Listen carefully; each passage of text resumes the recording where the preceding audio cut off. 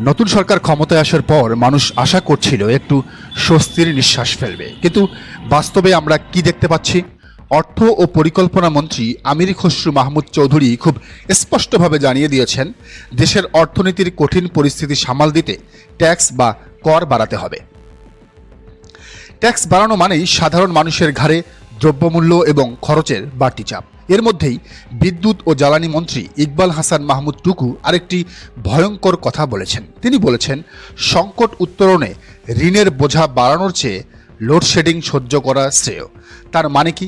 তার মানে হলো এখন এই প্রচণ্ড গরমে বিদ্যুৎ থাকবে না, মানুষকে হাত পাখা দিয়ে গরম ঠেকাতে হবে, আর শিল্প কলকারখানায় মারাত্মকভাবে ব্যাহত হবে।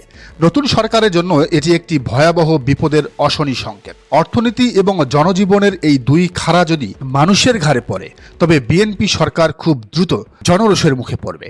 নতুন সরকারকে একটি বিষয় খুব ভালোভাবে বুঝতে হবে। তারা যদি মনে করে থাকেন যে জুলাই গণ অভ্যুত্থান শুধু চাকরির কোটার কারণে হয়েছিল, তবে তারা ইতিহাসের ভুল পাঠ নিচ্ছেন।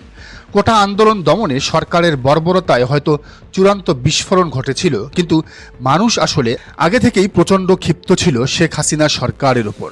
আর সেই ক্ষোভের মূল কারণ ছিল দ্রব্যমূল্যের ঊর্ধ্বগতি এবং অর্থনীতির বেহাল দশা। একটু পেছনের ইতিহাস দেখুন।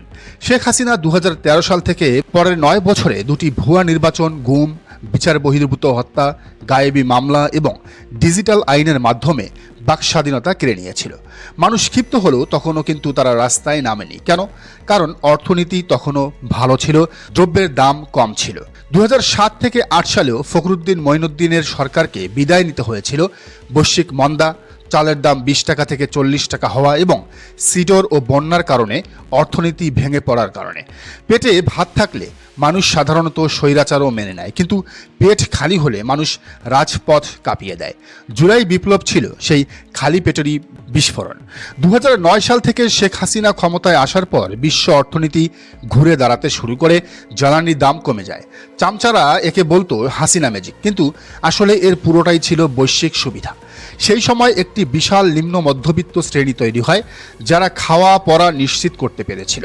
এই শ্রেণীটি 2014 এবং 2018 সালের ভুয়া নির্বাচনে চুপ ছিল, কিন্তু এই শ্রেণীর অর্জিত প্রিভিলেজ বা তাদের সুবিধা চরম আঘাতপ্রাপ্ত হয় 2020 সালে। করোনা মহামারীর সময় অর্থনৈতিক কার্যক্রম সম্পূর্ণ বন্ধ করে দিয়ে যে লকডাউন দেওয়া হয়েছিল, তা ছিল বাংলাদেশের মতো ইনফরমাল ইকোনমি দেশের জন্য সম্পূর্ণ আত্মঘাতী।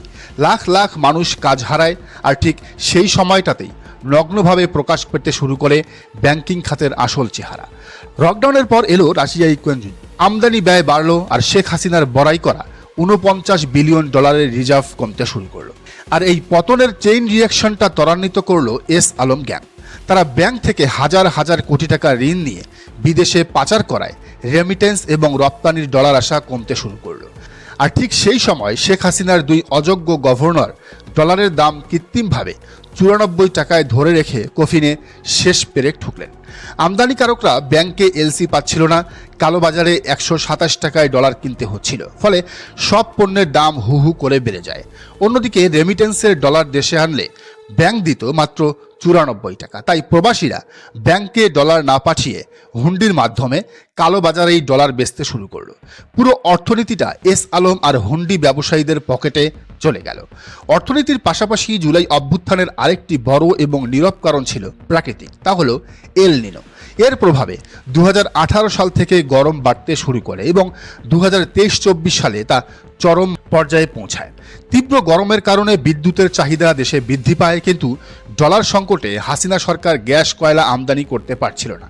2024 সালের এপ্রিল মে মাসে টানা 32 দিন যে তাপপ্রবাহ ছিল, তা বাংলাদেশের নজিরবিহীন। এর উপর 2023 এবং 24 সালের শীতের মধ্যে অস্বাভাবিক বৃষ্টিতে টানা 2 বছর ফসল নষ্ট হয়। ব্রয়লার মুরগি 250 টাকা, ডিম 16 টাকা হয়ে যায়। গ্যাস বিদ্যুতের অভাবে শিল্প কলকারখানা বন্ধ হতে শুরু করে, মানুষ গরিব হতে শুরু করে। এই অসহনীয় গরম, লোডশেডিং এবং ক্ষুধার জ্বালাই মানুষকে 24 জুলাইয়ে রাস্তায় নামিয়েছিল।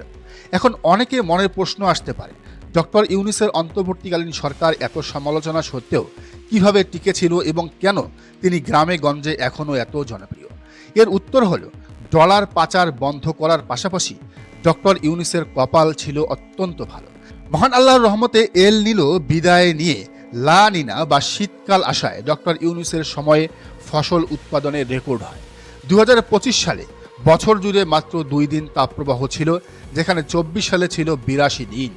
অস্বাভাবিক গরম কমায়, বিদ্যুতের চাহিদা কমে, লোডশেডিং বিদায় নেয় এবং গ্যাস কয়লা আমদানির ব্যয় বেঁচে যায়। এই স্বস্তির কারণেই প্রান্তিক মানুষ এখনও বিশ্বাস করে যে ইউনূস ভালো কিছু করার চেষ্টা করেছিলেন। কিন্তু ডক্টর ইউনূসের সেই কপাল হয়তো বিএনপি সরকারের জন্য থাকছে না। আবহাওয়া বার্তা বলছে এবছর থেকে আবার গরম বাড়বে, মানে বিদ্যুতের চাহিদাও বাড়বে, গ্যাস ও কয়লার আমদানি বাড়াতে হবে। আর ঠিক এই কারণেই বিদ্যুৎ মন্ত্রী টুকু সাহেব আগেভাগেই বলে রেখেছেন যে লোডশেডিং সহ্য করাই শ্রেয়।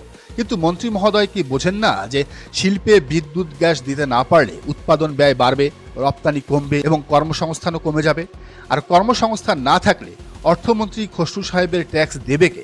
এই মিউচুয়ালি ডিস্ট্রাকটিভ বা আত্মঘাতী পলিসি নিয়ে বিএনপির সরকার আসলে টিকে থাকতে পারবে কতদিন?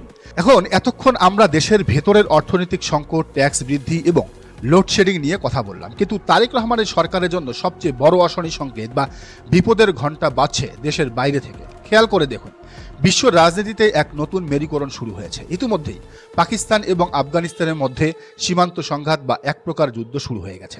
এই সংঘাত শুধু দুটি দেশের মধ্যে সীমাবদ্ধ থাকবে না, এই পুরো দক্ষিণ এশিয়া এবং এর সাপ্লাই চেইনের ওপর একটি মারাত্মক প্রভাব পড়বে।